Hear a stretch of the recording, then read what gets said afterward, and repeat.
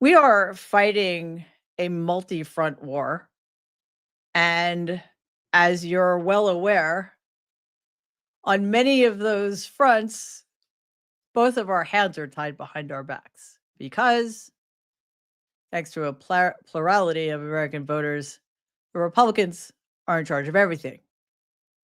It does not leave us without means and resources, however, because one of the most important battles in this war we're fighting is one of messaging and language.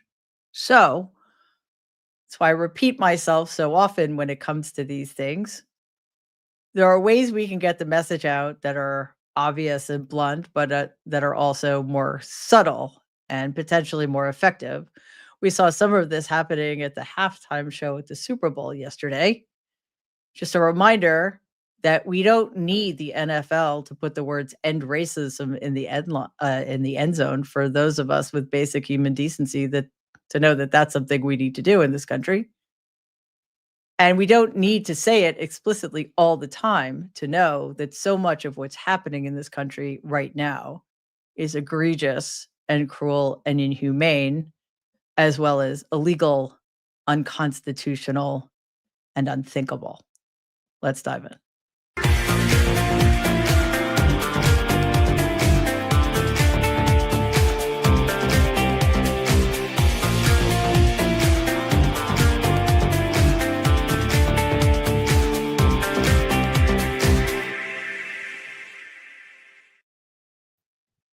Hey everybody, welcome to tonight's episode of Mary Trump Live.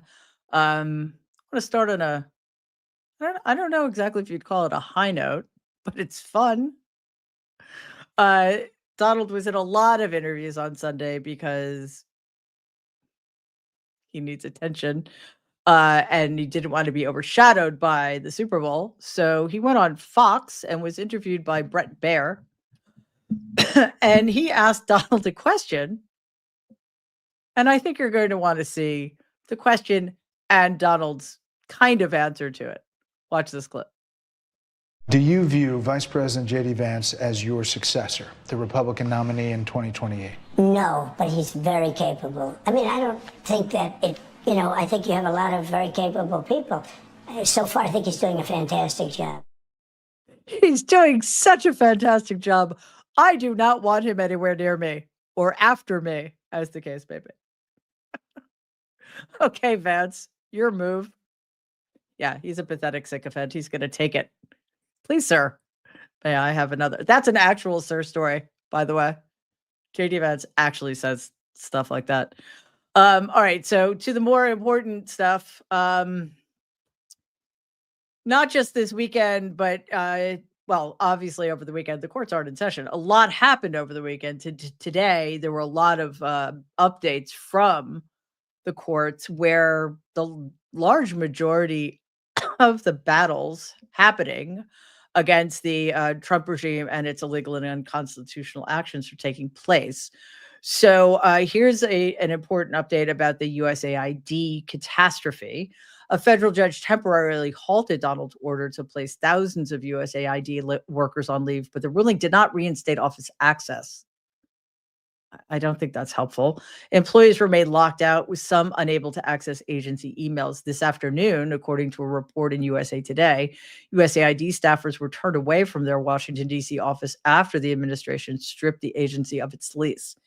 This is part of Donald and Elon Musk's aggressive dismantling of federal agencies under the Department of the so-called, I should say, the so-called illegal, unconstitutional, and unconfirmed, because it was not created by Congress, Department of Government Efficiency. Watch this short clip.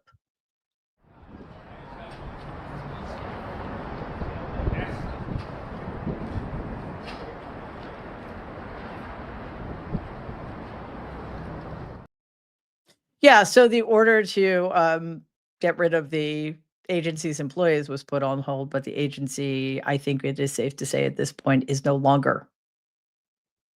With U.S. foreign aid frozen, organizations like the Norwegian Refugee Council warn of catastrophic impacts, including water shortages in Burkina Faso and food insecurity in Sudan, where U.S.-funded bakeries serve hundreds of thousands.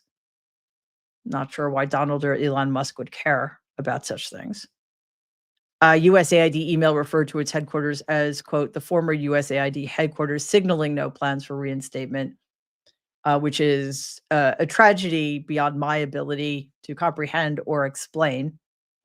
Millions of people will be negatively impacted, some of them grievously, some of them catastrophically. And that includes American farm workers who get millions of dollars in government assistance from USAID in order to sell their products to aid recipients abroad. Again, not that Elon Musk and Donald Trump should care or would care. I mean, they should care, but not that they would, because there's an agenda here. And we're seeing that agenda play out in so many ways, it's a little difficult to keep track, but we are going to try. A U.S. district judge, George O'Toole, extended a temporary pause on Donald's administration's, we're going to call it a fork in the eye because it's not a buyout program and it is not a deferred resignation program for federal workers. It's basically a lot of threats is what it is. Delaying mass resignations pending further legal review. The American Federation of Government Employees and other unions sued to stop the program, arguing it forces workers out under dubious legal authority. The judge initially halted the deadline and has now extended that pause indefinitely. The ruling also prohibits the administration from offering additional quote unquote buyouts while the court evaluates the program's legality. Judge O'Toole, a Clinton appointee, is expected to issue a written order soon outlining the scope and potential long-term implications of his decision. Okay, so first of all, we say now pointedly, this judge, a Bush appointee, a Clinton appointee, a Trump appointee, a Biden appointee, because we have to now, because we can tell actually where the deck is stacked against us based upon who appointed the judge, which is absurd and not how this is supposed to work. And of course, we have to keep in mind that while a lot of this is good news, because it means that the process is holding and these cases are working their way through the courts in the way they should, there are no guarantees here, because who knows when a Trump appointed judge is going to get in the way, or who knows when a case gets to the Supreme Court, if the corrupt, illegitimate supermajority of that court will actually decide to uphold the Constitution or do what they have done in the past and decide that the Constitution is whatever the fuck they say it is. A U.S. judge ordered the new administration to lift fully its freeze on federal spending after Democratic attorneys general argued some funds remained blocked. Judge John McConnell ruled all funding must be restored, rejecting the administration's claim that certain spending was exempt. The White House has not commented, and I know I'm sort of a broken record here, and I apologize, but I think it's important to keep this in mind. Why should they? They know they don't have to. The question remaining, I'm going to get to in a second. First, I want to mention that a New Hampshire judge has blocked Donald's Birthright citizenship executive order and granted an injunction which prevents the order from being enacted, which is, I mean, on the one hand, a good thing, I guess, because of course. But just to remind you and put it in context, Donald's executive order essentially deleted Section 1 of the 14th Amendment.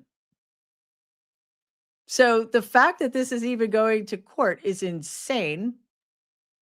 But again, at least a judge, another judge, because he's the first, he's one of many who have so far taken this stance. I just, again, we have that corrupt, illegitimate Supreme Court supermajority looming. So we'll have to see. Actually, 3 judges have blocked this so far, Donald's executive order throwing out the 14th Amendment. And then U.S. District Judge Joseph LaPlante, who was nominated by George W. Bush, said he wasn't persuaded by the executive order and would issue a longer preliminary injunction later to explain his reasoning. It's in the Constitution. I'm not entirely sure why we need more than that, but again, I'm not a judge. So I'll leave it up to them. But please, just be clear. The American Civil Liberties Union filed a lawsuit contending that the order violates the Constitution and, quote, attempts to upend one of the most fundamental American constitutional values, unquote. And outside the courthouse, ACLU Immigrants' Rights Project Deputy Director Cody Wolfsey said, for people out there feeling scared or confused right now, I would just say that this is a right that's enshrined in the Constitution itself as well as in federal statute. And we and our partners will keep fighting until this executive order is ended once and for all, unquote.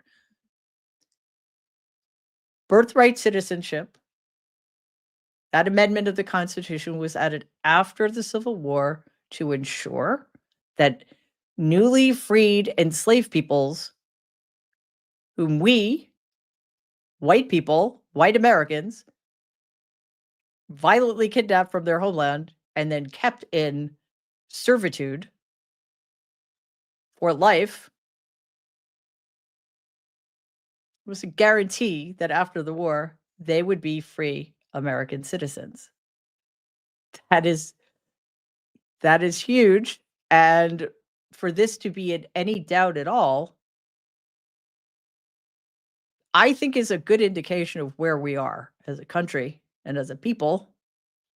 And if you think, well, that's so obvious on its face that this executive order is unconstitutional and insane, you'd be right. But does that mean it's safe? Does that mean that the first section of Section 1 of the 14th Amendment is safe? Because remember, we're not supposed to have unaccountable kings leading the country either.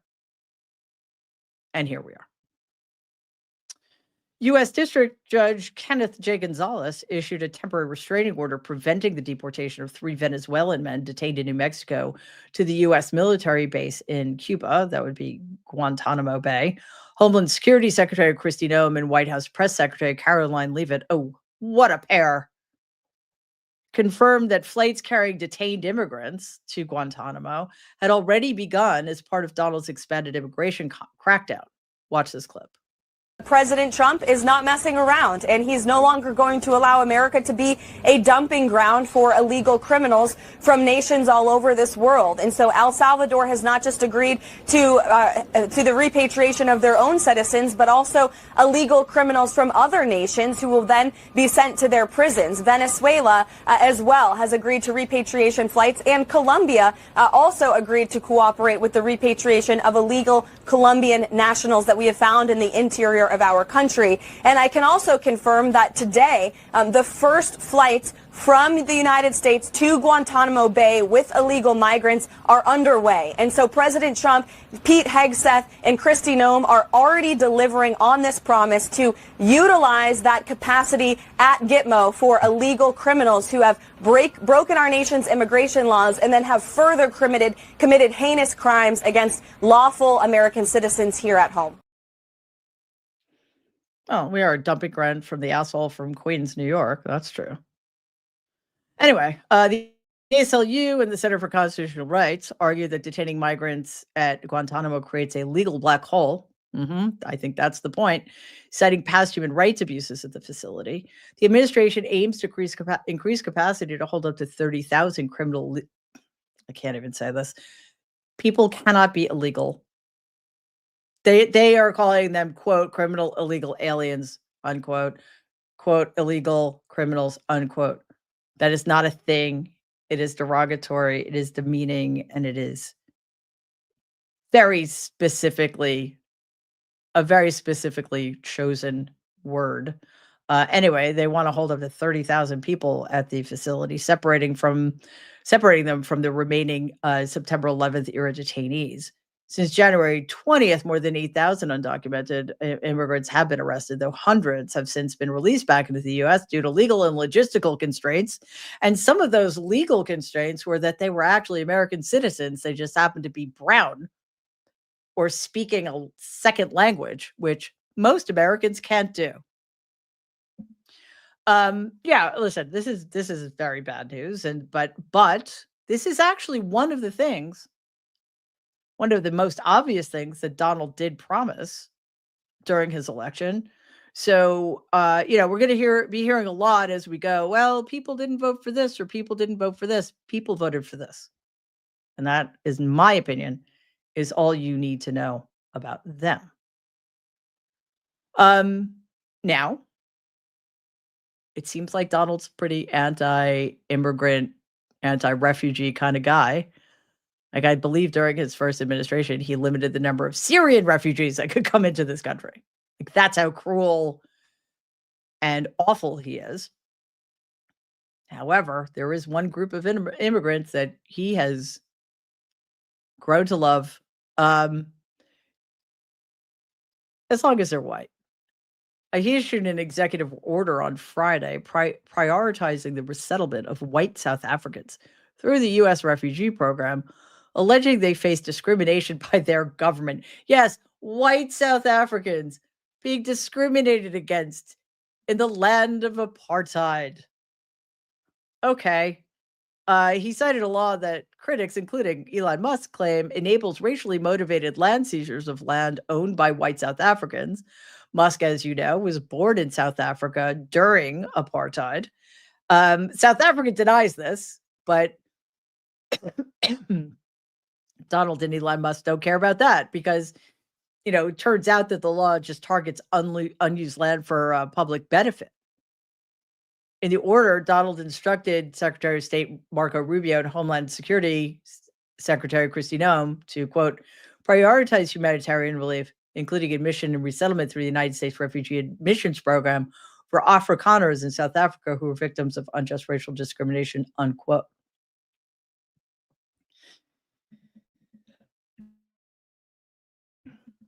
Well, look, at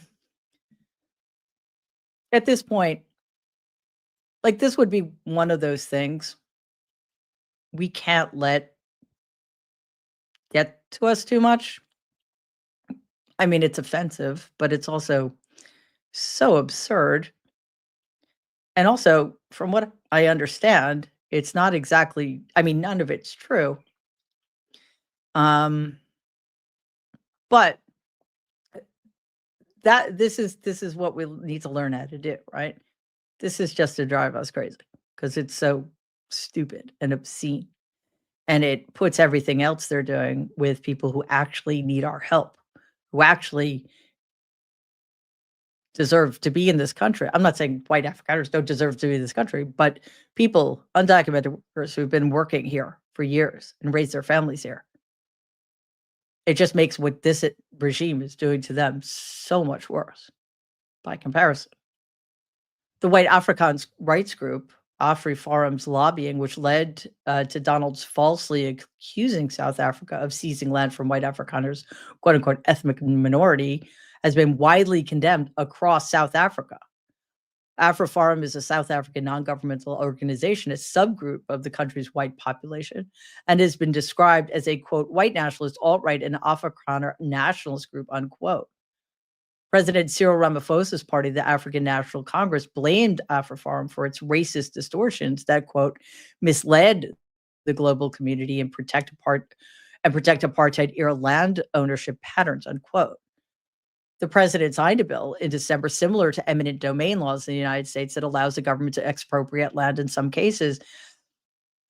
And in all cases, this was done voluntarily, and a lot of people chose not to participate. So there you go. Also, by the way, guess who is the most well-off group in South Africa still after decades of stealing everything they could get from the native population?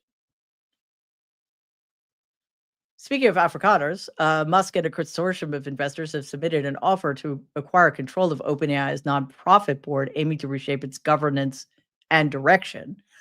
attempting the purchase from Sam Altman. In a statement to the Wall Street Journal, Musk criticized OpenAI's current trajectory and vowed to return it to an open source, safety focused force for good, because he would know all about that. Musk's attorney, Mark Toberoff, confirmed the bid was submitted to OpenAI's board, but the company is yet to respond. If accepted, the acquisition could dramatically alter the AI landscape. Yeah, this is the problem. Donald has talked about creating some kind of governmental board to buy half of Twitter. I'm not Twitter, TikTok. Musk already owns Twitter and has turned it into a fascist cesspool where voices of sanity or pro-democracy have been throttled. And now he wants to take over OpenAI. This will not end well. So I'm not entirely sure. Well, I'm not entirely sure about a lot of this stuff, but I'm not entirely sure why he would be in a position to do this. And, Sam Altman is not our friend, but he's not Elon Musk's friend either. So hopefully, this is not something that would happen, because I think it would be extremely deleterious to our futures. 5 years after commuting Ron Blagojevich's sentence, that was the corrupt senator from Illinois, Donald plans to issue a full pardon to him. Watch this clip.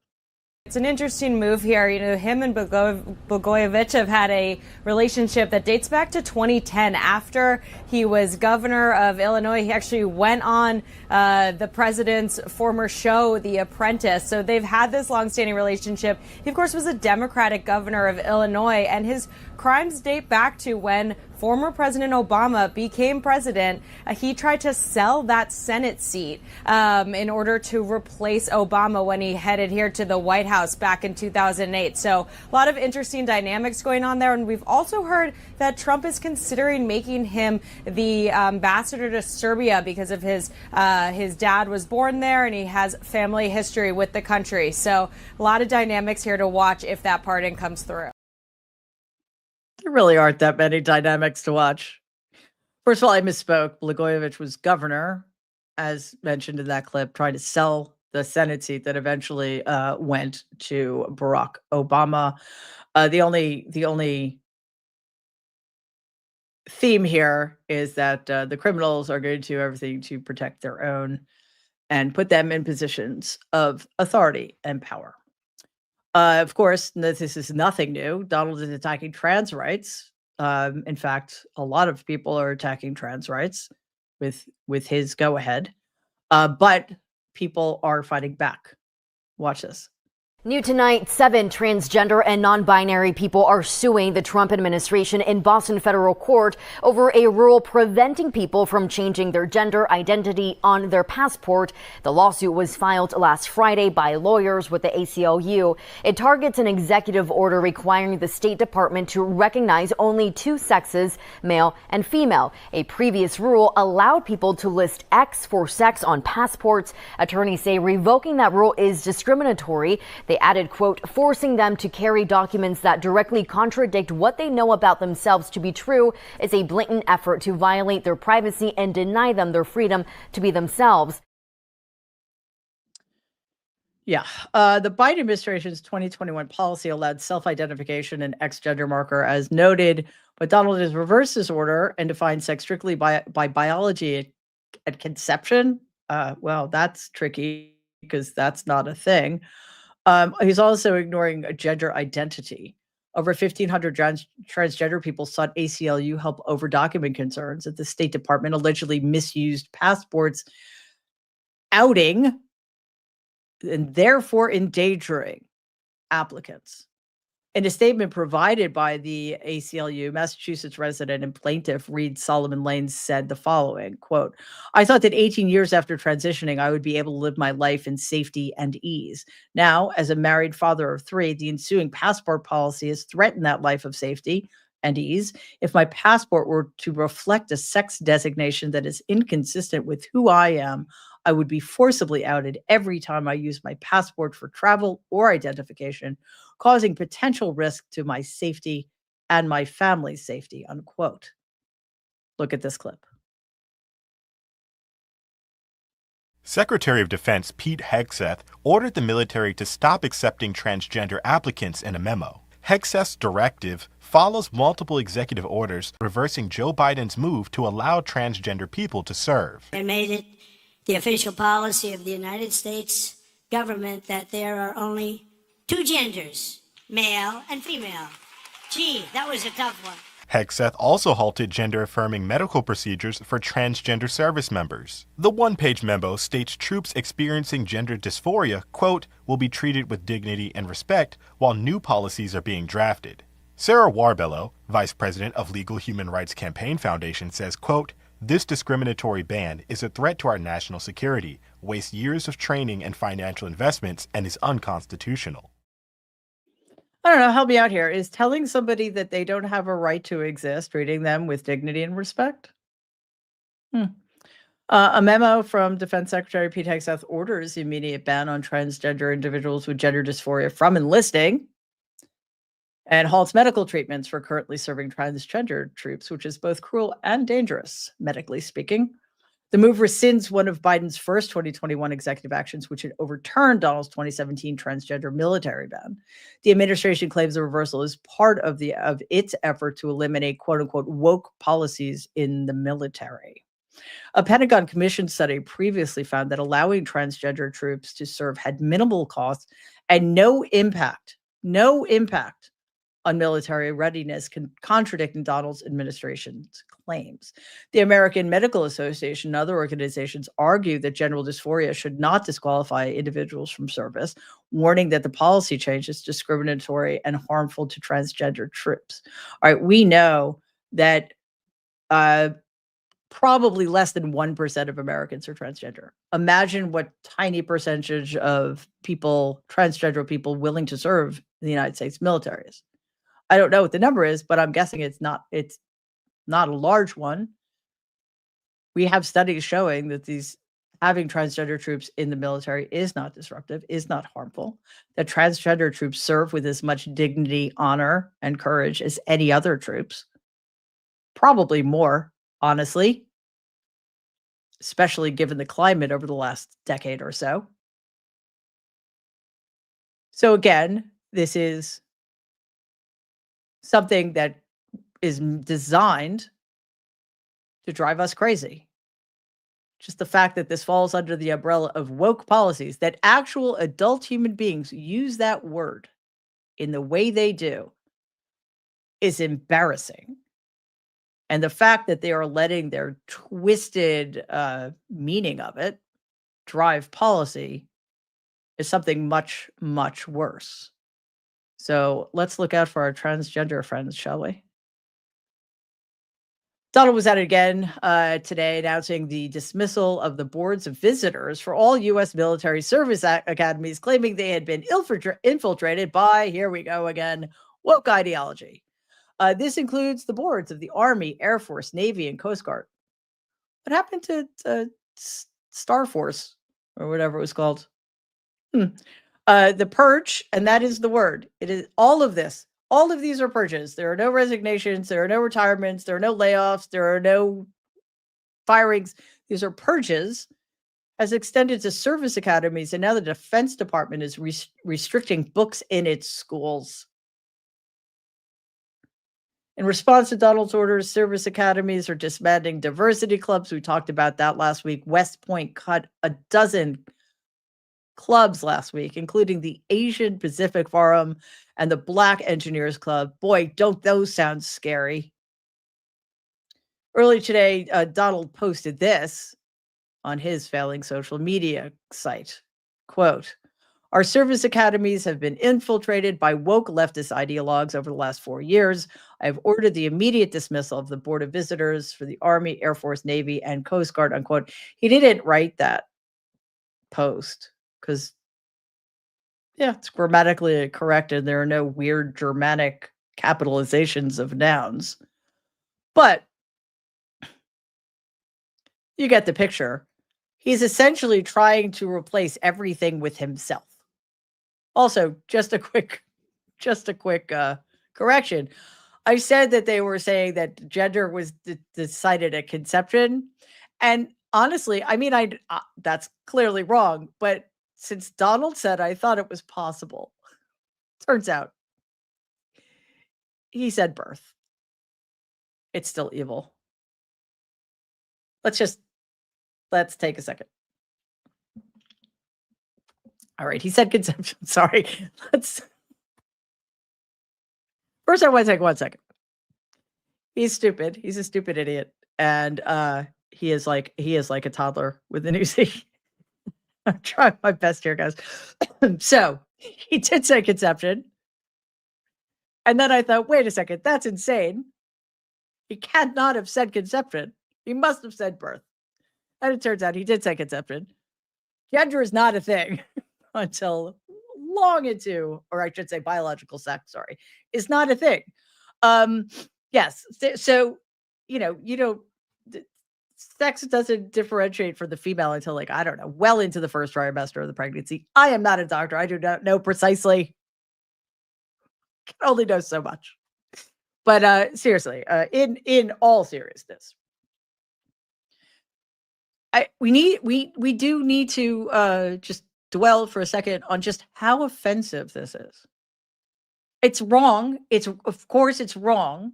It's scientifically, biologically wrong.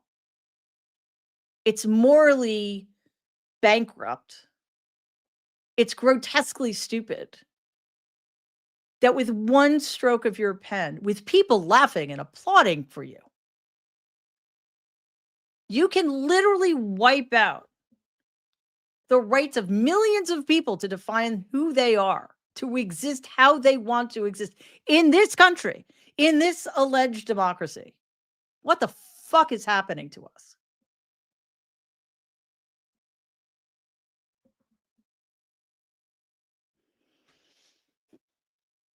Yesterday, aboard Air Force One, Donald announced more tariff news because you can never get enough of tariff news, can you? Watch this clip. We'll also be announcing steel tariffs on Monday. Any steel coming into the United States is going to have a 25% tariff. What about aluminum, sir? Aluminum too. 10%? 25%. 25 for aluminum. 25 for both. I'll be announcing probably Tuesday or Wednesday at a news conference reciprocal tariffs, and very simply, it's if they charge us, we charge them. That's all. When does it go into effect, sir? Almost immediately, but I'll be announcing the details of it, highly detailed, and it'll be great for everybody, including the other countries. But if they are charging us 130% and we're charging them nothing, it's not going to stay that way. It's not every country? Every country will be reciprocal. Yeah, because that's how it works. 25%. Do I have 35%? Do I have 40? You know what I want? I want him alone in a locker room with no mirror and no phone and no internet. That's what I want. Anyway, this is not going to end well. I mean, I think we know that. We now have breaking news almost from about an hour ago. Donald is expected to sign the executive order. Please just stop signing things, please. It's expected today or tomorrow, imposing that 25% tariff on steel, an additional 25% tariff on steel and aluminum imports that he threatened earlier today. And this, of course, is escalating trade tensions with Canada and the EU and Great Britain. Shares of domestic steel and aluminum companies surged following the announcement. I wonder who has lots of shares in those stocks. And I wonder who's going to sell them quickly before the tariffs get reversed. Of course, global trade partners warned of potential retaliation. The new levies come as Donald also plans to introduce his so-called reciprocal tariffs later in the week, further fueling concerns of a multi-front trade war. The European Union, UK, and other allies have already signaled potential countermeasures, raising fears of economic fallout. Economists warn that tariffs will increase costs for goods that rely on steel and aluminum, obviously, such as cars and appliances, with vehicle prices potentially rising by $1,000 to $1,500 per car. Cheaper than a dozen eggs. Deutsche Bank economists estimate that tariffs could add 0.4 percentage points to inflation, potentially pushing it above 3.5% if Mexican and Canadian tariffs take effect. Well done, America. Well done. 2/3 of voters believe Donald isn't doing enough to lower prices. What is wrong with the rest of the third of you? Making tariffs a potential political risk, inflation remains a major public concern. Yeah, it should be, but it's also, we are now learning, like during the election, people didn't understand because corporate media didn't bother to tell them that typically inflation is beyond anybody's control. We were in a global economic crisis. Inflation was through the roof. Biden did everything he could, but there's only so much you can do when global supply chains are interrupted and all of the other stuff that was going on, gas prices, which of course the president also can't control, et cetera, et cetera. Now we're learning how you make inflation higher on purpose, because that's a thing that can happen. And I think it's fair to say that Donald Trump does not know what the fuck he's doing pretty much ever. But somebody's telling him, because trust me, somebody is going to make a lot of bank off the fact that inflation in this country, probably around the world, is about to go through the roof. All right, I don't know about you guys. I need an emotional support moment right about now. So here is an anthem for you. Fuck depression, 'cause I do it anyway. I do it sad, I do it mad, I do it dead. I do it stressed, I do it depressed, I do it possessed.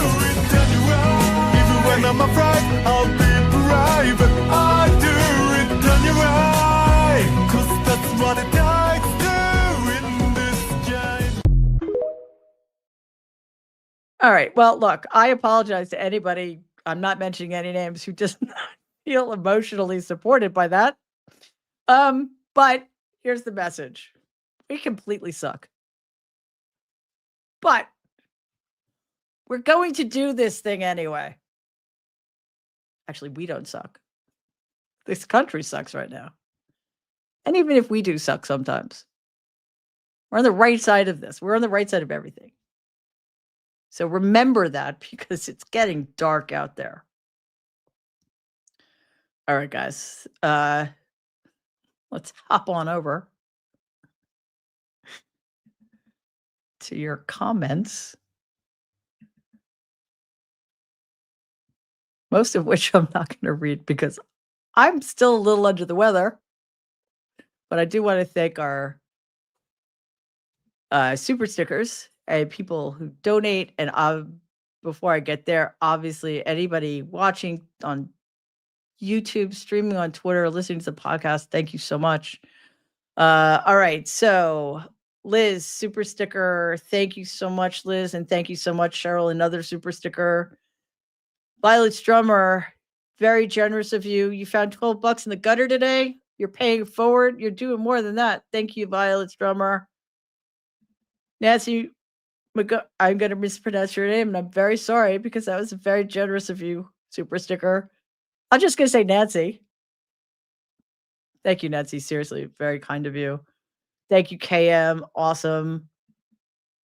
Suki, thank you so, so much.